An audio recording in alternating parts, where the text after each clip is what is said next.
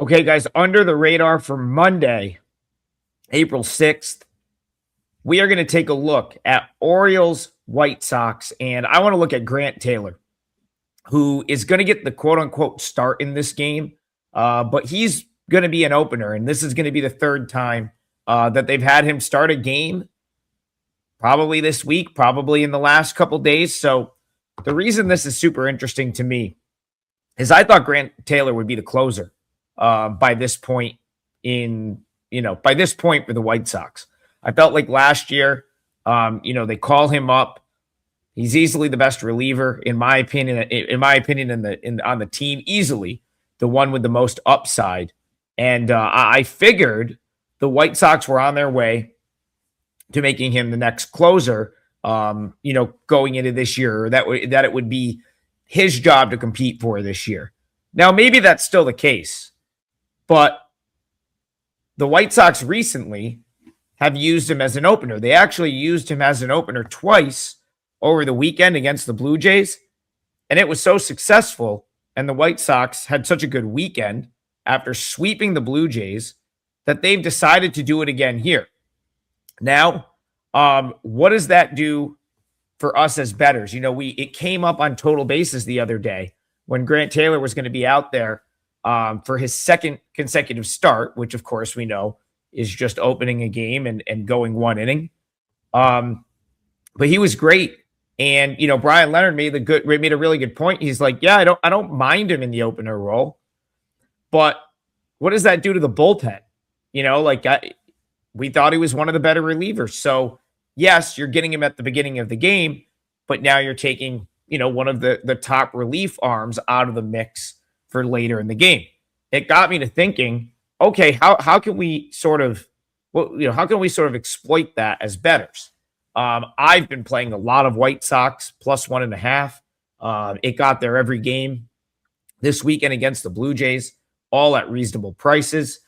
But in this particular game, there is some bullpen usage there for the White Sox, having won 3 games this weekend, close games, needing the high leverage arms to get out against the Blue Jays. So the way I look at it is this: if you're going to get the guy that probably should be closing games at the beginning of the game, and in both of his appearances against the Blue Jays, he shut him down. I don't think he gave up a base runner in either of those 2 games. 2 clean innings. So as an opener against the Blue Jays, 2 innings, no hits, no one reached base, 2 strikeouts. Grant Taylor just came in, did his job for 1 inning, and passed the ball off to the next guy. If you can almost count on Taylor the way you would count on a closer to come in and get the job done, then you've got to like your chances first 5. Like, it's almost like having a closer as part of like your first 5 innings, which in my opinion makes that a substantially better bet than I think the books have it priced. Because of course, you look at this game, you've got the White Sox plus 1.5, probably about minus 130, probably about where it should be. Of course, that's a lot different now than where it would be, where it would have been had they not just swept the Blue Jays. But what I don't think is being factored in is the plus a half run for the first 5 innings at minus 120. I don't think that has priced in the fact that you're essentially getting your closer for an inning. And then you really just have to survive 4 innings with whoever the White Sox would have used as the starting pitcher anyway. Now, what makes this bet even better in the first 5 is that you isolate, you pretty much get rid of the White Sox bullpen, or at least like the leverage sort of innings of the White Sox bullpen. And you get to target Albert Suarez, who's going to get the ball here for the Orioles. Albert Suarez, I can't believe that in 2026, we're still talking about him starting games in Major League Baseball.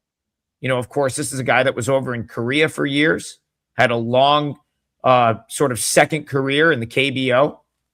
And to be perfectly honest, like 3 years ago, when he came back to the U.S., I kind of thought he was done. I thought he was there to just maybe hit a minor league camp, see if he could catch on at AAA, maybe be on a 40-man roster. And to Suarez's credit, he kind of, proved everyone, proved me wrong, certainly. Had a great season. I think that was 2024 when he came out and just had a phenomenal year, most of which occurred on the Orioles, on the Orioles roster, on the main roster. Last year, he was hurt for most of the year. So, you're talking about a guy that's now 36, and he wasn't in the rotation out of spring, but Zach Elton gets hurt. All of a sudden, you're looking at Norfolk's roster. It's pretty bare. It's not like there's a ton of great pitching down there. And suddenly, Albert Suarez, the veteran, is back in the big league. So I like White Sox plus 1.5. You get Taylor for an inning. You only have to piece together 4 innings with the White Sox quote-unquote starter or bulk guy. You get to go up against Albert Suarez with a red-hot White Sox team that's won 3 straight, and you get a half run to work with at like minus 120, which is what I think it's at most books. That's a good look right there for Monday's slate.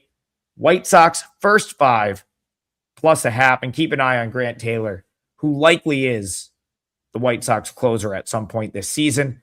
But if it ain't broke, don't fix it. And that's what the White Sox are doing right now, sending him back out as an opener. I think the White Sox probably win again, but we're only asking them to be tied at the end of 5 innings, tied or winning at the end of 5 innings. For all my plays, you can find them at Wager Talk. You can find a great special that you can get 2 of any of the Total Bases co-hosts at a very, very discounted rate. So check that out, and we'll be back here tomorrow for more Under the Radar.